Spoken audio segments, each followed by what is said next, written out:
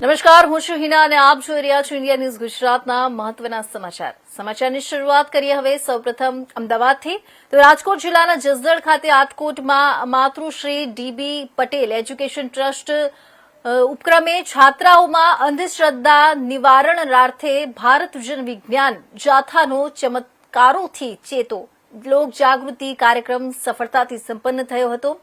ધાર્મિકતામાં ભારતે દિશા બદલાવને કારણે પ્રગતિમાં અવરોધક સાબિત થવાનો છે અને ધૂણવાના ધંધાથી માનવજાતને નુકસાન થવાનું છે.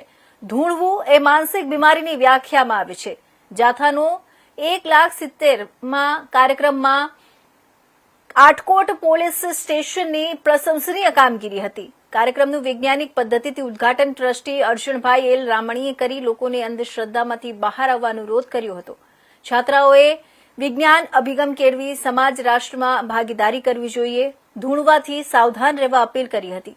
કાર્યક્રમમાં ટ્રસ્ટી આરપી પટેલ, વેજીભાઈ હીરપરા, રમેશભાઈ સાવલિયા, પ્રિન્સિપાલ અનિલ મેથ્યુ, મહેન્દ્રભાઈ ગરાસિયા, જયદીપભાઈ ખાચર, ડેનિસાબેન રામાણી, જાગૃતિબેન પેથાણી, કલ્પેશભાઈ રામાણી સહિત આગેવાનો હાજર રહ્યા હતા.